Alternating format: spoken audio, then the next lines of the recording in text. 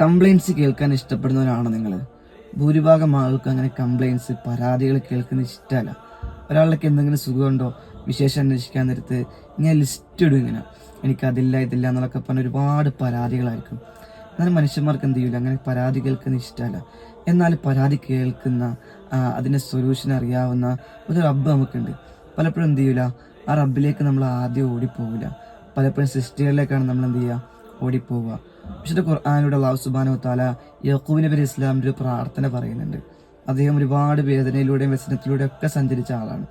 എന്നാലും അദ്ദേഹത്തിൻ്റെ പ്രാർത്ഥന ഖാല ഇന്നമാ അശ്കൂ ബസീ വ ഹുസ്നി ഇലല്ലാഹ്, എൻ്റെ പ്രശ്നങ്ങളും വേവലാതിയും മാവലാതിയും ഒക്കെ ബോധിപ്പിക്കുന്നത് എൻ്റെ റബ്ബിലേക്കാണ്. യെസ്, നമ്മളെ ഇഷ്ടപ്പെടുന്ന, നമ്മുടെ പ്രശ്നങ്ങൾ കേൾക്കാൻ ഇഷ്ടപ്പെടുന്ന, അതിൻ്റെ സൊല്യൂഷൻ അറിയുന്ന ആ റബ്ബിലേക്കാണ് നമ്മുടെ പ്രശ്നങ്ങൾ പറയേണ്ടത്. ആ പരിഹാരം കാണാനായിട്ട് നമ്മുടെ റബ്ബിനെ കൊണ്ട് മാത്രമേ സാധിക്കുകയുള്ളൂ. പലപ്പോഴും